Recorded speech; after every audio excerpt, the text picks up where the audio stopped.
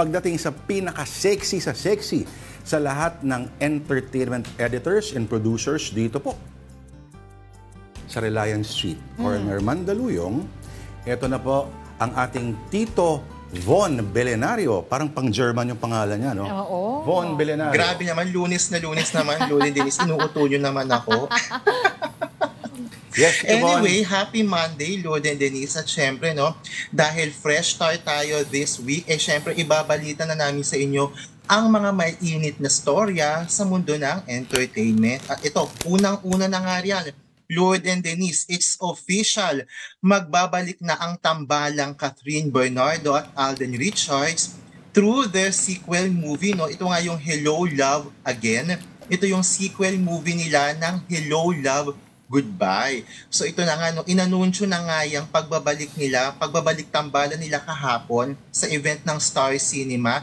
At ito nga, no, bukod sa, sa official announcement, inanunsyo na rin na ipapalabas nga ang kanilang sequel sa November 2024. Taliwas ito sa mga lumabas before na mga haka-haka at kwento, no, na isasama to o entry to ng Star Cinema sa Metro Manila Film Festival. Pero ito na nga, ipapalabas ito nationwide sa mga sinihan sa November 2024. At ayon nga no mismo kina Alden Richards, Catherine Bernardo, sa director na si Direk Cathy Garcia at sa mga writers nitong pelikulang ito, iikot yung kwento ni na Joy at Ethan 5 years after nilang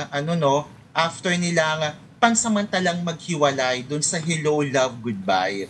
Kung sa mga audience at mga fans ng Captain John, syempre alam naman natin, no, na nagtapos yung kwento ng Hello, Love, Goodbye 5 years ago nung nagdesisyon nga yung character ni Catherine Bernardo na si Joy na ituloy yung kanyang career sa Canada bilang nurse at naiwan nga no si Alden Richards bilang si Ethan sa Hong Kong para dun sa itatayo nilang business. So, yun yung aabangan ng mga fans ngayon. Ano yung magiging continuation ng story ni na Joy at Ethan na posibleng mag-shoot na at mag-shoot na sila sa Canada in the coming weeks. Lord and Denise? Andun ka ba kahapon, Von, sa event? Sa hindi ELJ? na ako pumunta doon, Lord, at hindi tayo naimbitahan. Pero syempre live naman yung event na yun sa Star Cinema. Paulit-ulit, at sa iba't ibang media paki-enunciate ng platforms. dahan-dahan yung sinabi mo, Von. Hindi tayo naimbitahan sa event na yan, pero syempre live naman yung event na yun sa iba't ibang social media platforms ng Star Cinema. Kaya natutukan pa rin natin, I'm Lord sure. and Denise. Okay. Ito yung pelikula na since produced both by ABS-CBN and GMA. Hindi yan magpa-flop. I mean, in terms of, kunyari kahit sa reports, naku, si Von Belenario lang ang pwede magsabi ng katotohanan.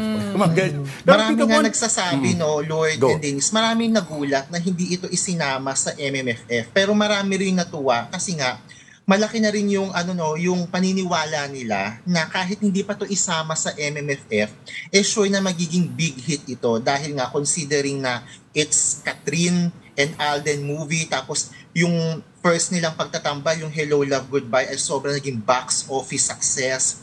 So marami rin nagtatanong at makikurious talaga kung ano yung magiging mangyayari kila Joy at Ethan 5 years after. So ito yung magdadrive para sa audience at sa fans na subaybayan itong Hello, Love Again this November. Oh, pero Lord and Denise. Denise, ito kasi yung mga, ang tawag dito, komportable na raw sa bahay ni ganyan, si ganyan.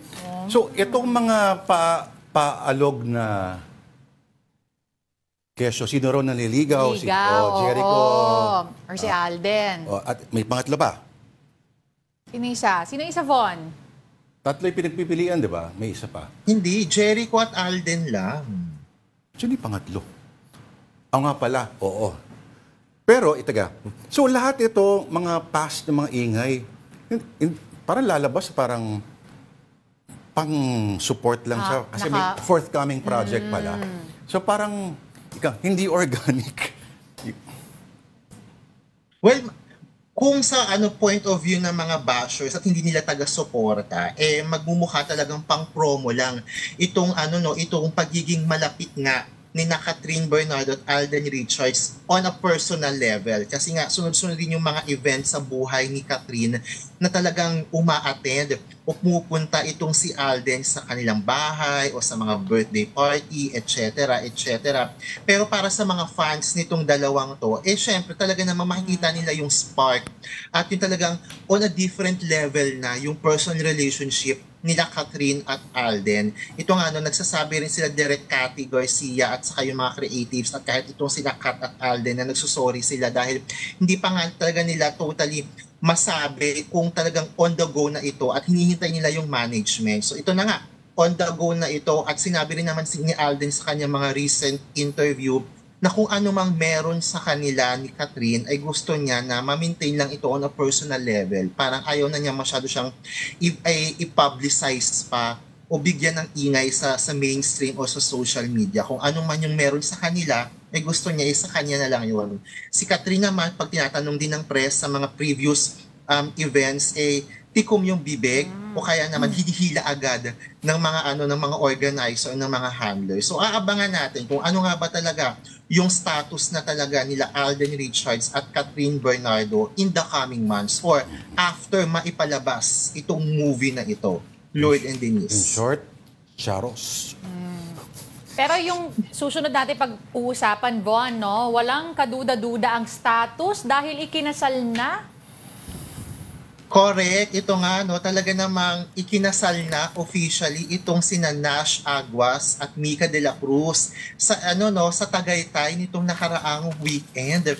Talaga namang sumabog talaga ang ang balitang ito sa social media at marami ang nagulat at talaga namang nagsaya dahil nga yung mga pinapanood nga nila noon na child actor at actress sa Going Bulilit talaga namang ikinasal na. Kaya marami ring mga tito at tita, yung mga sinubaybayan itong career ng dalawang ito na napasana all dahil yung mga Going Bulilit kids daw noon ikinakasal na, papaano pa yung mga tito at tita ngayon na sinubaybayan nga itong career ng dalawang ito.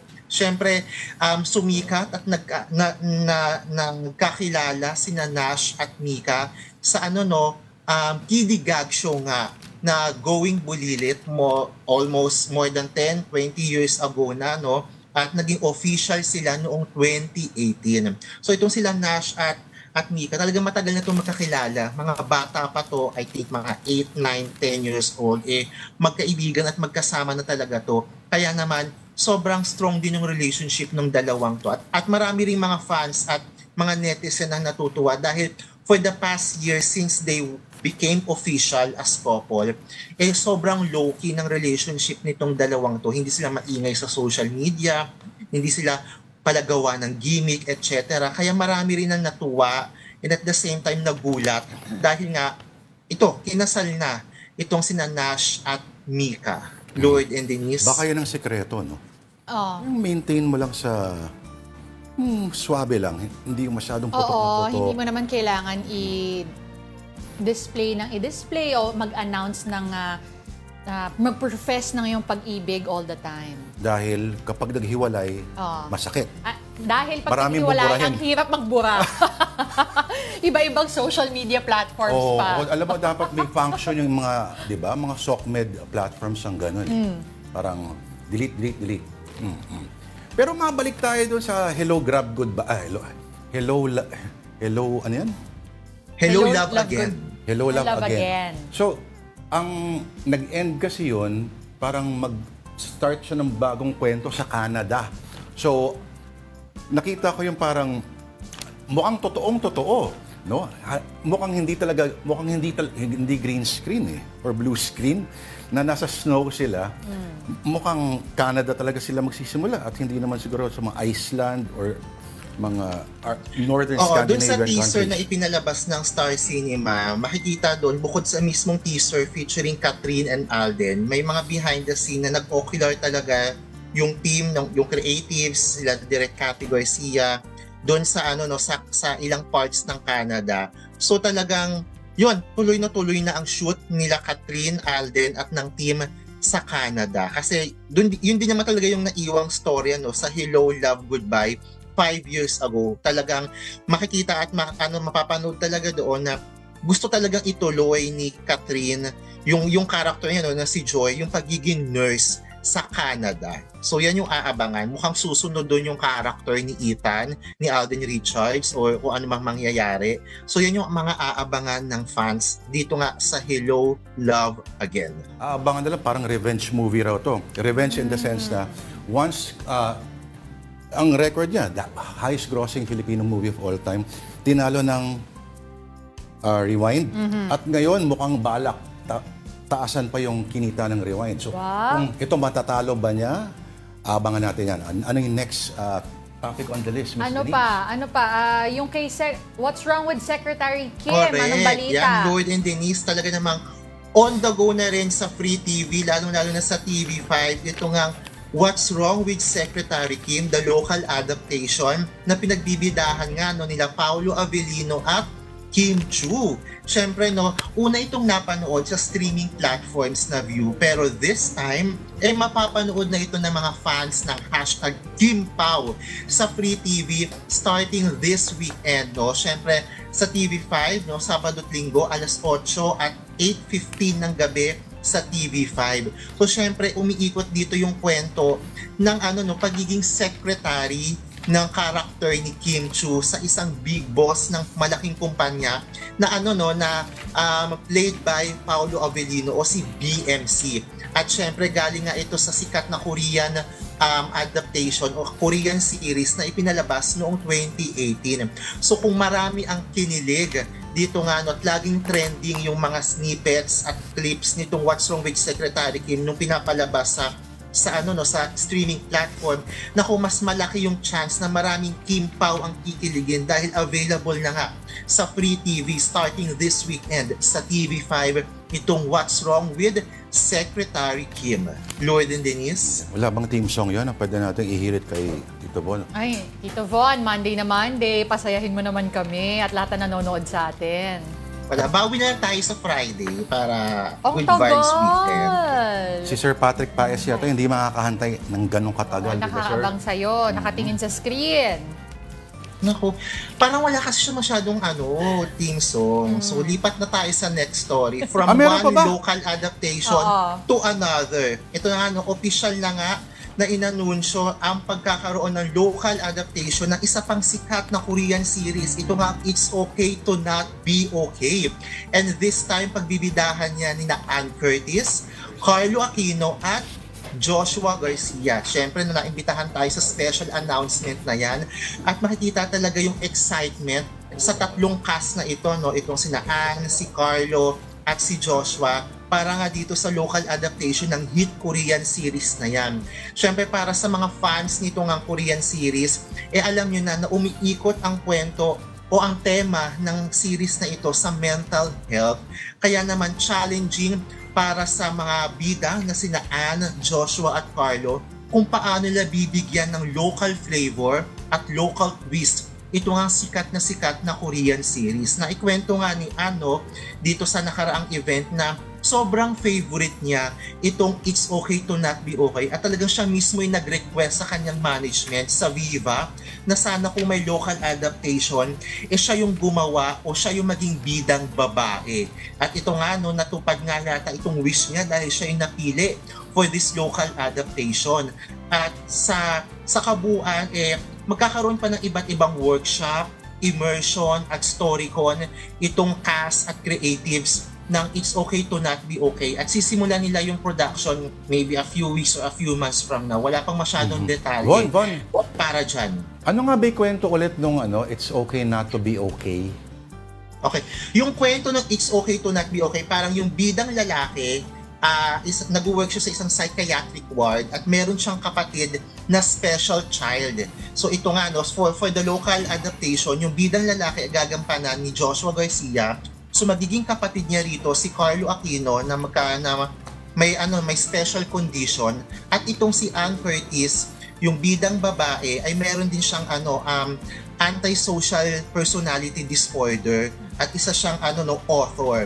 So, yung tema ng kabuuan ng series ay about mental health, kung paano talaga napag-usapan at paano talaga inilarawan itong sitwasyon o kondisyon na ito sa mainstream media. Kaya naman umani rin ng papuri at iba't ibang recognition yung Korean series nga dahil nga sa matapang na paglalantad nila ng ganitong tema, itong mental health. Kaya yan yung aabangan ng mga fans ng Korean series kung paano bibigyang buhay o bibigyan nila ng flavor nila Anne, nila Joshua, nila Carlo ng Star Creatives itong sikat nga na Korean series na umiikot sa mental health yung tema, Lloyd and Denise. Mahalaga yan para makita nila yung complexities na hindi lang simpleng, ay may topak yan at stigmatizing. Yeah, kasi tabu pa rin talaga dito when people say na, and people say it so lightly na de-depress ako. When in fact, alam mo yun, clinical condition siya. Oo. Parang, alam mo, gusto mo lang manood ng sine at sige lang. No, not for anything. Pero ibig sabihin, yung stigma sa mental health na parang so blithely lang, kagaya ng nabanggit mo nga. When in fact, meron talagang mas malalim pa talaga na kahit anong gawin mo, hindi madadaan sa kahit anong panonood ng sine, gaya ng hirit po ng iba. Pero napansin ko lang hindi ba last year, Von, sunod-sunod at parang uso yung revenge ng mga Plots. lalo na sa mga K-drama. Parang biglang nawala siya ngayon, ano pansin mo? At hindi na natin pinick up. Mas nauso talaga ngayon, Lloyd and Denise. Hindi naman nauso, pero mas parang bumalik talaga na magfo-focus na sa mga social issues. Itong mga recent Korean novelas o Korean series. Itong It's Okay to Not Be Okay, tinatalakay niya ang mental health. Yung sumabog ngayon at sikat na Queen of Tears, may mga social relevance din na pinag-uusapan. So parang it's going back to the issues, mga issues sa lipunan na binibigyang buhay sa sa mainstream media, lalo na dito nga sa mga Korean series. At yun nga ina-adapt din ngayon ng mga local producers natin. Itong It's Okay to Not Be Okay. Parang tinahaluan pa rin ng kilig because love is still a universal story. Pero nag-i-inject na talaga ng mga social issues pertaining to different topics. Ito nga, mental, health, etc. Para siguro mas magbigay din ng awakening sa audience na hindi lang ang mundo, it's not about love. It's more than that, kumbaga, Lloyd and Denise. Which is tapat lang, diba? Because entertainment should be an awakening them to different issues sa society, Lloyd and Denise. Okay. Love will keep us together. Ikaw, hindi na pala kailangan mag-sample ni Von Von, Si Lloyd na. Okay. Ikaw sa Friday ka na taya, Von, ha? Konti pa nga nitong... Paghahandaan ko yan sa Friday. Sige. Alright, maraming salamat ulit sa ating entertainment producer na si Von Belinario. Alright.